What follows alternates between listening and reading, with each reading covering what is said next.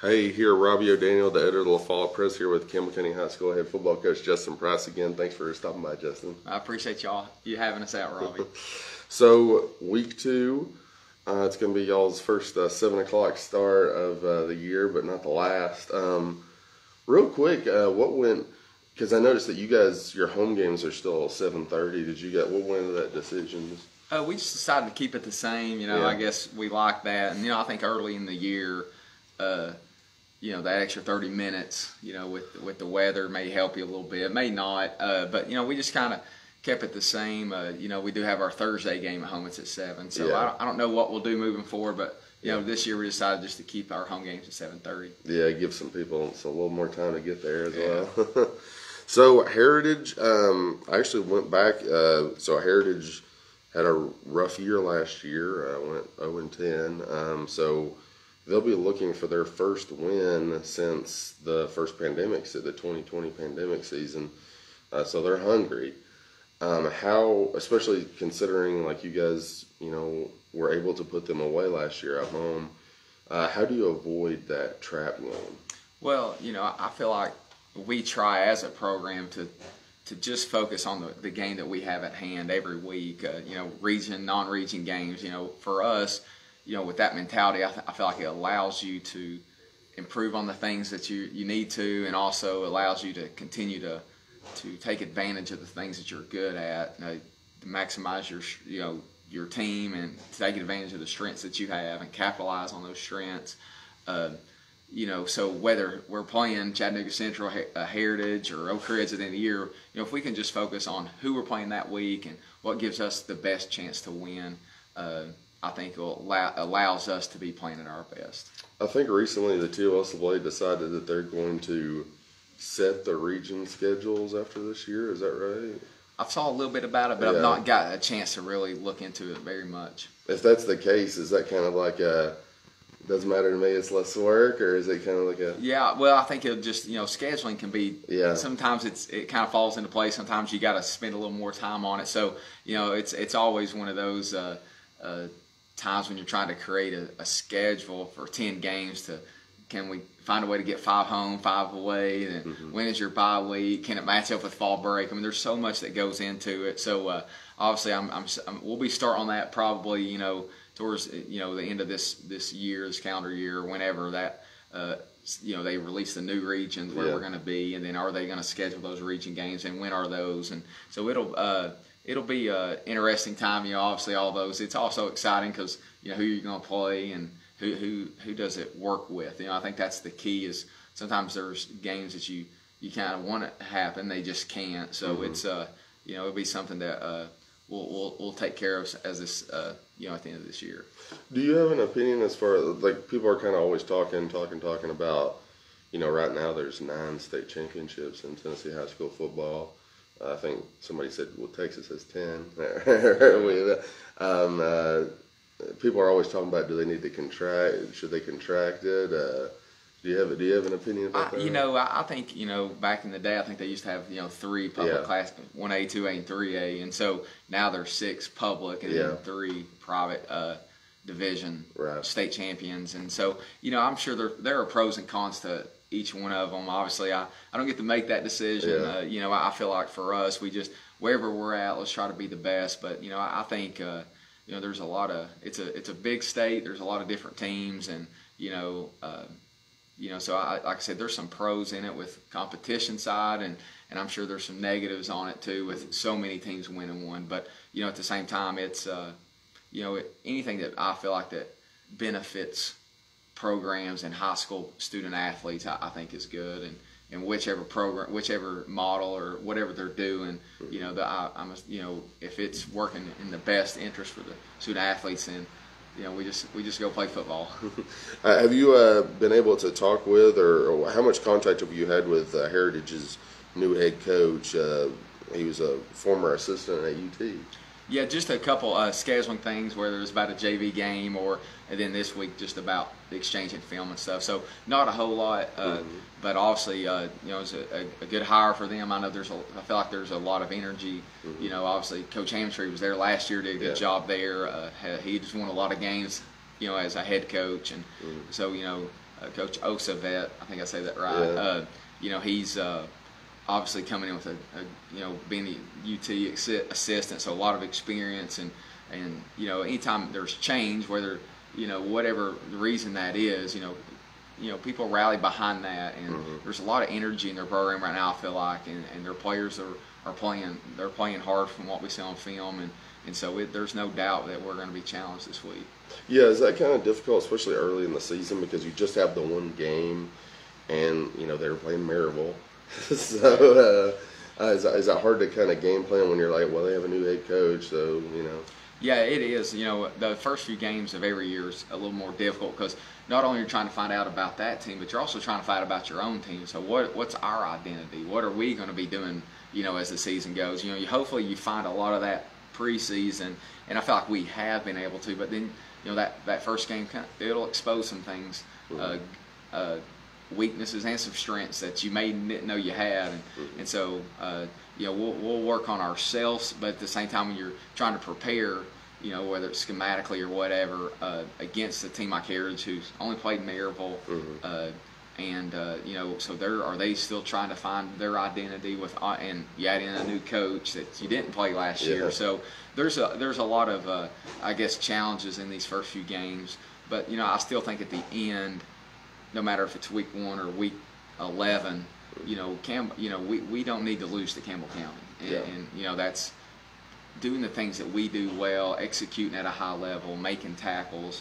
you know, and just blocking people, and you know, all those little things that are fundamentals of football, but also give you a chance to win, no matter what scheme you're facing. Now that you had some time to digest and look over last week's game, what's your big takeaways as far as things that the team really needs to, you really want to see improvement in week 2? Well, I think the obvious one is just the turnovers. You know, we need to protect the football. That's one of the keys to a victory is, you know, to protect the football, and we just turned the ball over too many times. I think 2 fumbles and 3 interceptions, if I'm not mistaken. You know, and I think if you have to eliminate that to give yourself a chance, no matter who you're playing. And some of those turnovers are part of the game, but you want them to be that the defense either made a great play, a great hit, or you know, just in the right spot. And you know, Chattanooga Central did that, but there were a couple turnovers I feel like that we can control, and those are the things that we have to eliminate. Did you think, were there maybe timing issues at times? I know that Landon has talked about like getting his timing down, how important that is to running this passing offense. Yeah, I think timing is gotten better, you know, even since the preseason. So, you know, we threw the ball, you know, our percentages were decent. You know, we can always improve on it, but we completed a lot of passes and really moved the ball fairly well. You know, I think we punted 1 time all night, and but again, it was when you're turning the ball over, you're not scoring in the red zone. That's those are the things that we have to make sure that we clean up. That, you know, I thought the timing at time was pretty good. It was such a tough game too because there were 3 different 4th and goal plays, and they didn't go Campbell County's way. You know, how tough is that, and how can specifically the red zone offense? How can you guys? What would you look at in terms of like changing up or anything? Well, you know, that's why that series, those 4 plays down there on the goal line, I think we started out 1st and goal from the 3 or 4. You know, to me as a coach, that's the 4 plays I'd love to have back. And but at the same time, you know, we, you know, watching on film, we had something there, especially early, and you know, it was either we missed a block or went the wrong way, or you know, Chattanooga Central made a good play. So you know, you're going to have those moments where you may not score down there, but you know, you don't want to waste those opportunities, and we did early in the game. And I think when it comes down to, you know, they end up losing by 2 scores, but you know that we had a chance to tie it up at the end. You know, maybe are you driving down to win the game instead of tying it, and that kind of changes your philosophy a little bit in certain areas. But you know, it's you know, the red zone offense, we work it. We worked it more this week to make sure that that down there that we understand how much the game changes a little bit, because down there you know, you can't stretch the field at all. It's all right there. You know, they're going to put most of their defenders at the line of scrimmage and probably man up on the perimeter, and that makes it tough. So we got to win some one-on-one battles, and then we got to make sure we're putting our players in the best position to be able to score points. Did you feel like Chattanooga Central really had the bubble? Like they were like all about, selling out to that early. Yeah, we did the bubble the very first play of the game and fumbled, and it's still there. Our blocking was okay at that moment. But that's one of those plays that we'll run either way, because if we have the numbers, we're going to throw it, and you're usually one block away, and things like that. And as the game goes on, you have plays off of that, and that's what we try to do. So it's that, and our little quick screens out wide that we threw to Ferguson, I think, and I know maybe Miller caught one too, but those are just some run pass option stuff for us. So we got a run called, but the numbers tells Landon to throw it. And obviously Chattanooga Central was tougher to block out there. Now we need to we need to be better blockers, and I think we will be. And at times we did block it well. So we like throwing that, but a lot of it is it setting something up for us down as the game progresses, and also the double pass is one of those that we've been able to run fairly successful the last few years. And, one touchdown to Shanks had, we faked the bubble with the running back, which is a swinger out for us. But it's so we try to set things up because we feel like if they're taking one thing away, then we have built-in answers in our offense. Yeah, you talked about the double pass. Is it hard? You guys have been so successful with that, but I also understand just the nature of the trick play. It's not a trick anymore if you use it too often. Is it hard, like when you've had so much success, to not want to break that out more often? Yeah, and I think the reason the double pass has been successful for us over really several years is because the bubble's such the main scheme of our offense, and we have so many plays off of it that really the double pass for us isn't as much of a trick play as it is just kind of one of those answers that we have if they're being over aggressive or they're trying to take away the bubble or try to take away the seam route from us. Then hey, they may if they're being really aggressive, the double pass is there, and it's a safe trick play. You're running some trick plays that can get bad pretty quick. This one's not as a risk because Devin throws it so well, so that's a plus to have somebody that can throw it. So it's worked out good for us, and so I don't know if we should even call it a trick play anymore. And it's good to have Devin because Devin's had. At least I know, like in middle school and stuff, he's had those reps as a quarterback, so he can throw it.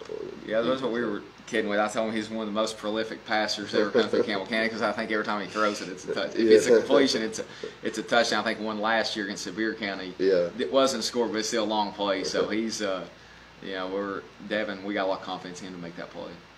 And so in terms of, we talked about the youth and the offensive line. Did it feel like Landon maybe wasn't getting as much time to make decisions as the game went on? Well, we knew going into this week that Chattanooga Central may have one of the most complete defensive line groups that we'll see. I mean, they're very explosive up there. They're fast, so they were a challenge. We knew going into this game that their front would be a challenge for us, and even they had a couple guys that I thought played. Couple players that played really well against us that we knew they were good, but they got some speed on the edge, and they also have some power, and they're the way that they play is they may rush you hard, but they also may be able to spy and go get a screen, and they were that was a challenge we knew going in, and I think will only make our offensive line better because of what they were able to see week one. Obviously we gave up too many sacks. That was one thing that we have to get better at, and whether that's getting rid of the football or holding on our block, maintaining our blocks a little longer, we'll continue to work on those things. But a lot of that credit goes to Chattanooga Central and how good they are up front. What was kind of as a quarterback yourself, what was kind of your approach to working with Landon this week, considering things didn't go well at times last week? Well, I think you have to address the issues. You gotta hey, what happened on this play?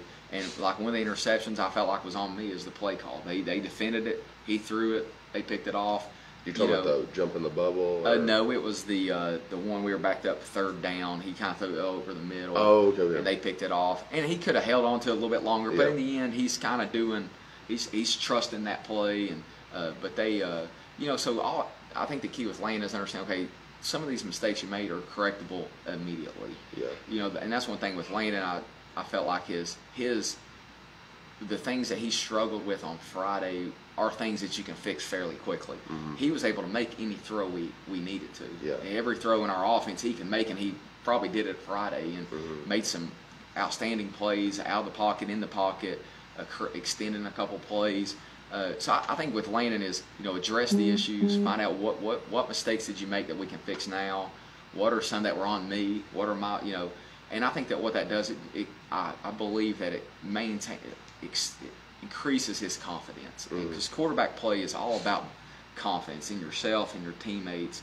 And so, you know, we're not going to dwell on those mistakes that he did, but at the same time, let's learn from them, correct them. And I feel like watching Landon preseason through this, he is the type of player that learns well, and he learns from those mistakes.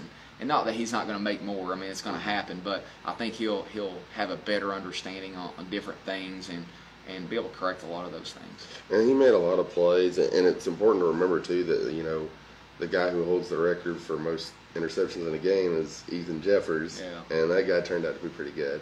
But, you know, Landon, he made some great plays, but the thing that maybe I was struck with the most was, you know, how much poise he had under, you know, so much pressure. I mean, I kind of, you know, looked at him after, you know, a couple of the plays that didn't go well, and you never saw that that negative body language that you sometimes see in, you know, these teenagers. Yeah, you know, Landon has his mentality is really, really strong. He's never, you know, he responds to success and failure. You know, and I think that's key of how he responds to each one, because that helps him to grow into the quarterback that he can be. And you know, that's something that he's fairly calm. You know, I know he's going to be a little nervous, have some butterflies especially before your first start. But each game he'll get more confidence in going into it. And you know, like I said, we ask a lot of our quarterbacks to make the right reads and good throws, but at the same time we want to make sure they understand that it's, you know, we're trying to get in a good play call, trust your receivers, trust your offensive line. But like you're saying, he kept responding. You know, threw a pick six, but you know, led us down the next series down to the one. And you know, as the game went on, he started making some big plays. And you know, that was one thing that we did have Friday. We had several what we call explosive plays, which would be over 25 yards, which is huge for us. You know, you be able to move the ball and have plays that are momentum gaining plays. And so, you know, I think Landon, his approach to just the way he approaches things is, you know, he's not going to let a bad throw get to him. It bothers him, which is good because he wants to get better, but at the same time, he's going to use it, I feel like, as motivation to be the best he can be. I was telling Brent Allen after the game, just talking about Peyton Ferguson, I was blown away by his performance on Friday night. I was telling him, I was like, you could have made an argument for him to be the offensive player of the game, the defensive player of the game, even the special teams player of the game, because he had the 2 touchdown catches on offense. He had the strip fumble and recovery on defense. He ran down that potential touchdown on special teams. Yeah. Just had a ton of like game-changing plays. Yeah, you know, and he's very dynamic in what he can do. Like you're saying, in all 3 phases, his talent is showing up. And you know, made a great catch on that touchdown. And defensively, again, stopping touchdowns. That, you know, he's done that a couple times. I think he did it in the Jamboree. He did it against Heritage, where he stripped the ball and tackles him, strips it, and recovers it, and then on special teams making a big play. So, you know, Peyton's played a lot of football for us, and so, you know, obviously our expectations for him are very high, and he definitely lived up to it this week. What does Heritage look like on film, dude? You know, they look like a team that's playing hard, you know, that has some energy. You know, I think they're going to put you in some binds offensively. You know, Coach Osavet, I hope I'm saying that correct, is, you know, he's known for his RPO offense. And so with that comes, you know, their ability to run and pass on most plays, which puts, you know, you have conflict players. So, you know, is our defender going to guard the pass or the run? And so that can make you play a little slow if you're not careful.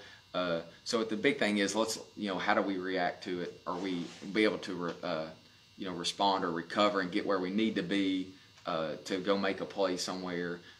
eliminate the big plays. And I think so. That's going to be a challenge defensively for us. And then offensively, looking at their defense, they're 4-2, play like some too high and some man free.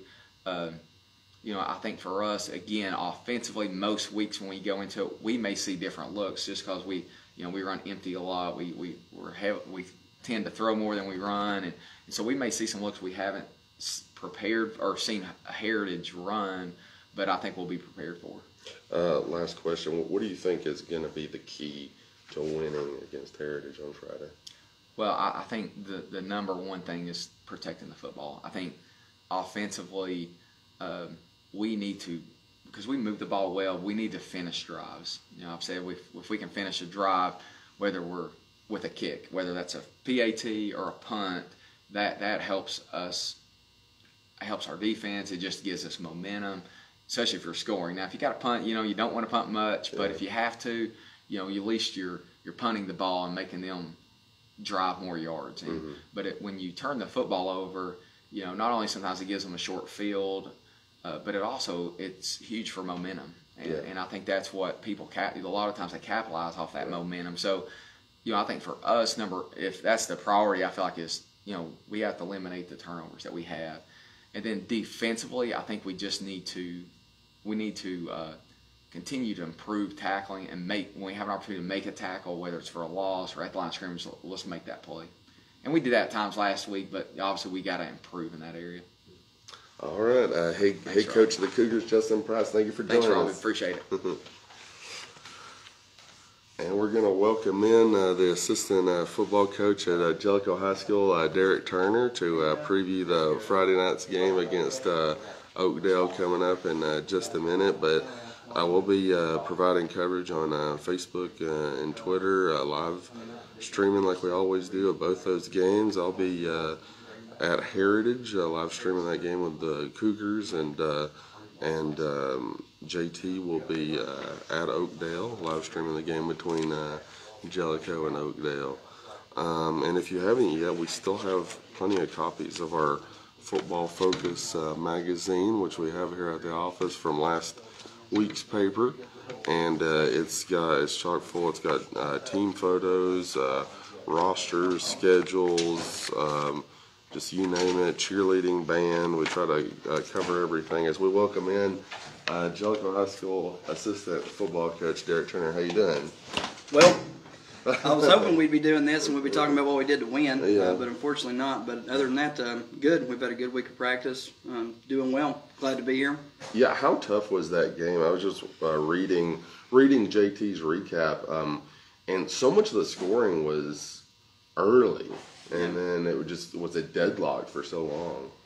Yeah, I mean, first of all, I was very proud of how we responded because we went down early.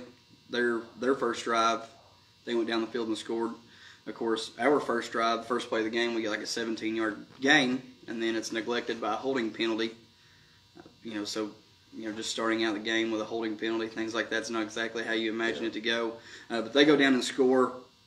Then we put our offense back on the field for the second time. We put together, a pretty decent drive. We're going from spread. We had some third and short situations, where we go to our more power-heavy set. So it wasn't, a big play chunk, or just a busted play and we scored on. We actually put together a great drive, drove down the field, got down to the 3-yard line. Then Hunter snuck one in for our first score of the game, and then we got the ball back on a onside kick, which is basically our style anyway. Yeah. We really don't kick deep. We're either gonna pooch it, kick on sides, and kind of take our chances. And so we were able to recover the onside kick. Jason Hoover, who's the kid I was talking about last week, like our fastest kid on the team, he was probably 3 or 4 yards in front of anybody else we had, and he was just first man on the spot. So we got the ball back, and then kind of that momentum, we just got the ball back. We decided to throw a deep corner to Raymond because it was kind of setting up the way their defense was playing us, and Hunter threw a great pass, and Raymond was able to shake the defender and take it in for about a 50-yard touchdown. And at that point, I really thought that, okay, we have control of the game. And, their Lynn Camp responded again, was able to go back down the field and score. And then, defensively, aside from, probably the first 16, 20 minutes of the game, I mean, after that, I mean, defense played great. Yeah. I mean, we were able to make some good adjustments, but that's like with the young kids we had out there, on defense. It was we're going to get better every snap, every rep, every game.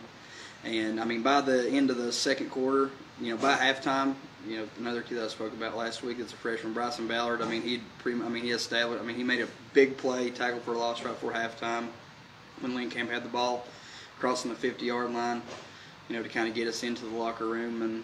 And then from second half, I mean, offensively, I mean, we had some opportunities. Just had some reads that we missed. Just had some blown assignments, just not running routes correctly, and then also you just go back from a coaching standpoint. I probably we tell our kids to let's put this on the back burner. Let's watch the film. Watch the film over the weekend. By Monday morning, we're not talking about Lynn Camp anymore. We're on to Oakdale. But from a coaching perspective, I've probably watched the film, I feel like probably 5 or 6 times now. And you just try to figure out, maybe what you could have done better, and you just try to keep looking back on it, because any loss is hard, but especially first game of the season, especially when you're expected to win. The ones that you're expected to win, you better get those. Because Friday we'll have a different challenge ahead of us. Right. Yeah, could you talk a little bit about Oakdale? It's really been over the years kind of a rivalry game as well between Jellicoe and Oakdale. Yeah, it really has. Our first year there, we got first play of the game, we took a kickoff for a touchdown, and we just kind of carried the momentum the rest of the game. And, I mean, pretty much cruised against them. Then in 2020, COVID year, it was both of our first games that season. And honestly, that year, from a talent perspective, I mean, we were the more talented team. We had, we ended up losing 8-18. It was at Oakdale. We had a kickoff return for a touchdown callback that really hurt us. We was we were in their red zone probably at least 2 times that I know of, and couldn't convert. Just costly mistakes. And then also last year, we got to play them twice. They came to our place, and then we went and played them, in the first round of the playoff game, 2021 last year, when they came to Jellicoe. We were driving first play of the game. We fumble, they get, and then it's just, it just really seemed like a momentum situation. I mean, last year we played them tough in the playoff game, but now this year they are, I would say they are quicker this year. They have some younger kids, that you can tell has been working hard in the off season. Some new faces. Mm-hmm. That's stepped up. Number 4 that plays wing, he's really electric with the ball in his hands, especially because they run a like a wing set, but they will go spread. I mean, when you go spread, we have to have somebody honoring him, because he's a kid that we watched the Pickett film, and on any play, I mean, he could take it and make everybody on the defense miss and take it 80 yards. So we do have to honor him. And then they run from their wing set. They run realistically, offensively, they run about 5 or 6 plays from that wing set, but they run it really efficiently. And I mean, their offensive line, they're not big, but they're you can tell they're fairly strong, and they do attack you, and they're pretty quick off the ball because they pull, and a lot with their tackles and things like that too. They really try to get it on the edge, and they'll run some counters back off of it, and then just your basic dive, and they have like 2 pass plays they'll run out of it. From us, from a defensive standpoint, something we talked about all week, and in the past we've seen it too. If we can stop their run in the wing set, if we can get them to go into shotgun, to get into spread, then we're doing something good. That's where they want to be. It seems like. From a coaching standpoint, you were up top. What was that like, and how did that change your perspective and everything? Honestly, it was really odd. I felt like I didn't even coach a football game almost. I felt like I was almost just watching a football game. And Brent kind of even said the same thing. I think this was the first time that he has coached from the field since they were at Campbell County in the late 80s, early 90s. So this is the first time that he had coached a football game from the field. And this is the first time in my entire career that I've coached in the box, so been up in the press box in 12 years. So it was a lot different perspective. There's times I really wish that we had, I was thinking, like you see, like in the college NFL, they're picking up the phone on the sideline. Because I just want to talk to players at times. Yeah. And you feel like, hey, give them your headset and stuff. So, I mean, it was a lot different, just from a pick-me-up or, hey, did you see that? Did you not? But it was a vastly different experience. I'm not sure how I feel about it. You think you'll do it on Friday, or? I don't know. It'll probably be different to do it on the road too. Yeah, we'll see. We'll see. So, what do you take away from the Lynn Camp game as like some of the things you really feel like the team needs to shore up going forward? Sure. Yeah, like the first thing I'd mention was just penalties. Yeah. I mean, I don't have an exact count, but I would guess that we probably had at least 15 penalties. Mm-hmm. Some very crucial. Big gains neglected by penalties. And special teams, obviously. And I believe I mentioned last week. First game, it always seems like, especially not even just the first game, the first couple games, it seems like penalties, because the kids are getting used to the refs. It's not like at practice. It's hard for us to coach and you held or whatever. I mean, unless it's really obvious. So penalties and special teams.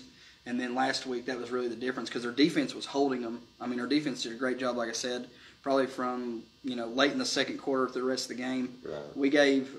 We punted with about 10 minutes left in the fourth quarter. They had a big punt return. They got all the way down to like our 5-yard line. And Lynn Camp, they run.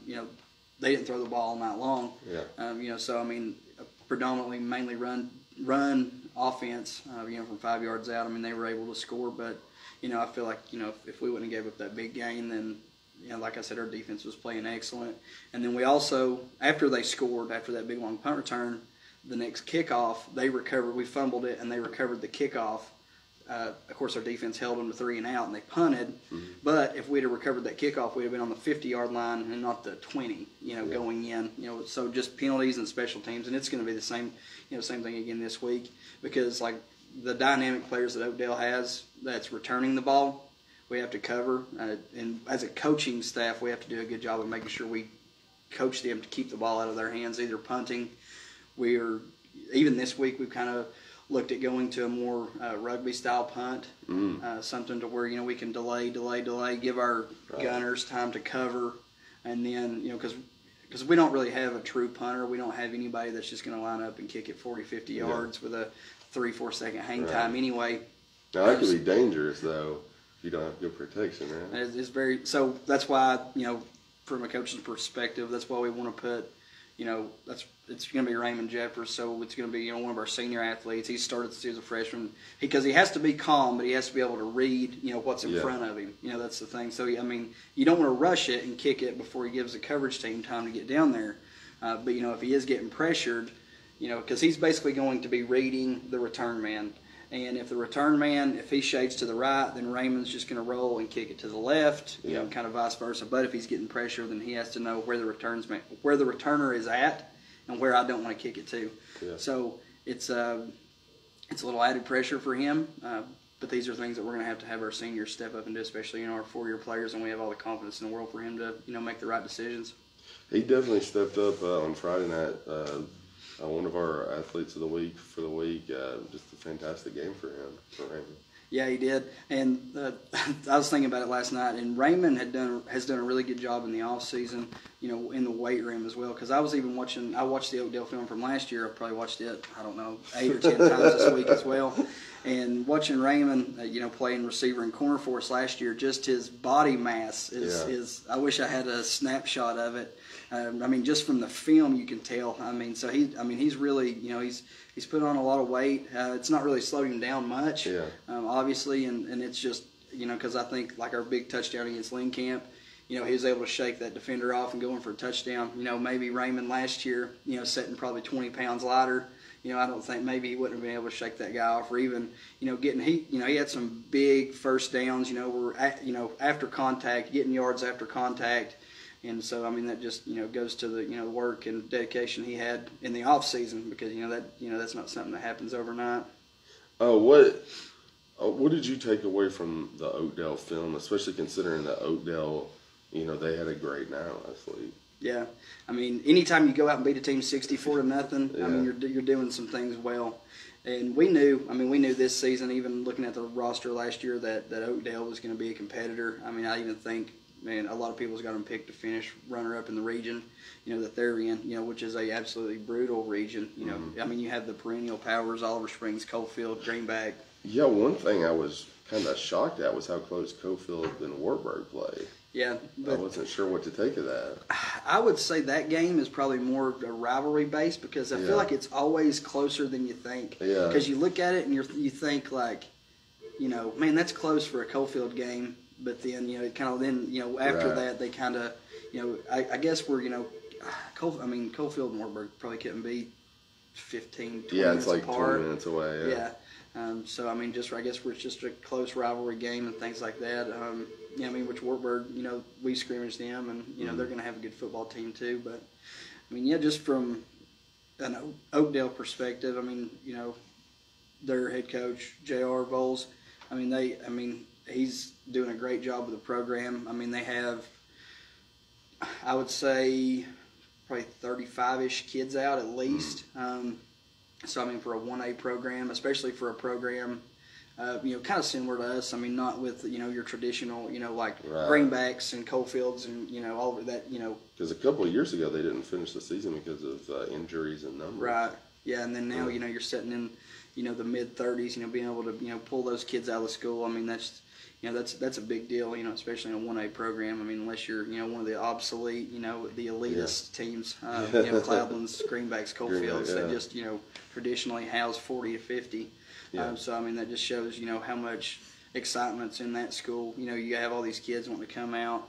And Oakdale's in a great location, too, just from a, kids that maybe don't want to go to Oak Ridge or don't want to go to Oliver Springs or don't want to go to Coalfield or anything like that. They're kind of like right there. So, they could go to Oakdale and, be able to play sooner and things like that too. So, I mean, I think that's a benefit as well. And then, like I said, just their head coach, he's doing a great job just within the school, being able to pull kids out and get them excited about football. And, I mean, they have a lot of great talent on that team. I mean, just watch, first play of the game, you turn on the tape and, their defensive line, they're not very big, but they're really fast. They get off the ball well. They get to the quarterback, and so that's something we're going to have to do, because where they are so fast off the ball, we really need to look at, how can we slow them down, either, with our snap counts, screens, and then also one thing we have to do better offensively, we have to run the ball better. We tried early in the game last week to get the running game going. We wasn't extremely successful, but looking toward the second half of the game, we should have been more aware when we look at Linkamp and, their defensive linemen, when they start putting their hands on their hips and, they're getting slower to get lined up. I feel like I wish earlier in the fourth quarter we would have been aware. We would have been more aware of that and said, all right, let's just line up and run the football at them right now because they're getting tired, and took advantage of it. So just an awareness thing too. Is it hard to see that in the moment?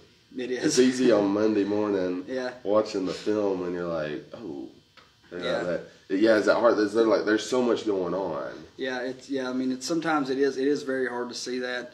I mean, because, from one play to the next, we're looking at how the defense is lining up. We're looking over our play sheets. We're talking back and forth to each other. And really, we're just looking for, the obvious, this guy's uncovered, or our player's better than that player that's lined up on him, or, oh, they just, if they make a substitution, oh, well, that's their stud defensive lineman that they just took out. Let's run the trap right at that guy. I mean, some of the obvious things, but some of the little nichey things that, I mean, it's like, why didn't we do that? I mean, it does get kind of lost in all the, everything else going on. Well, last question. What do you think, if there's like one thing you can key in on, what's going to be the key to beating Oakdale on Friday night? We got to score more points than they do. Well, that's a John Madden right there. Realistically, I mean, offensively, we are going to have to score points because they are going to. I mean, they're going to score points. I mean, it's just something that we have to realize because they're too dynamic and they have too many options. I mean, so they're going to score points.